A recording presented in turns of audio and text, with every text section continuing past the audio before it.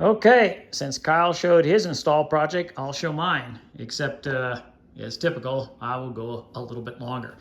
This, of course, is the Induction Cooktop, kind of a fun little project. The biggest challenge with this was getting that trim piece to fit in the cutout.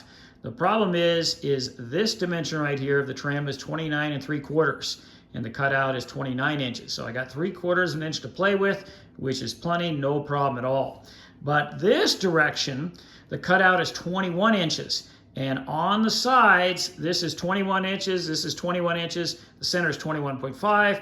So it is literally dead on. I mean, if I had only had an extra quarter, even eighth of an inch, that would have made this a lot easier.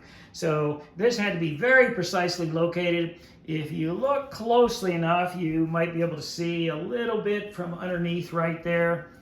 And what I did is I put some black caulk on underneath, so visually you don't really notice that much. And so the hope is that this passes the WAF. Dirk and Kyle, a little bit of a pro tip that you'll understand in about 20 years. The wife acceptance factor is very important. Okay, let's take a look and see what we did underneath here.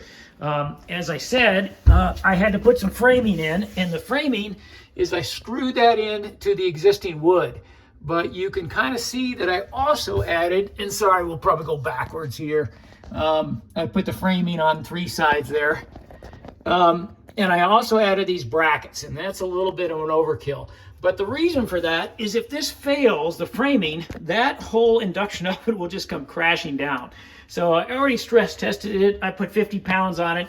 So the next time Mom wants to make 6 gallons of curry, she should be okay.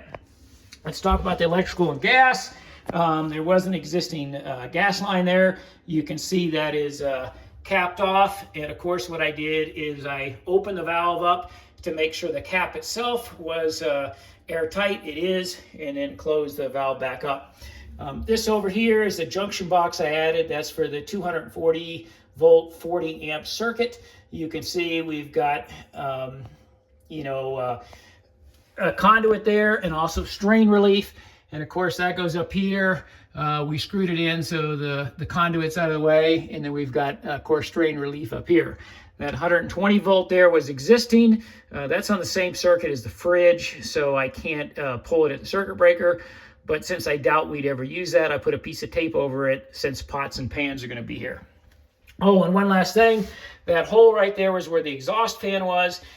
If I was really serious, I would sand that down, tape it, sand it down, and then repaint the whole thing. But it's not really a big deal because lots of pots and pans are going to be down there. So that's the project, and tested it. It works good, and hopefully we'll get 17 years out of this cooktop as we did with the other one. Does look pretty shiny.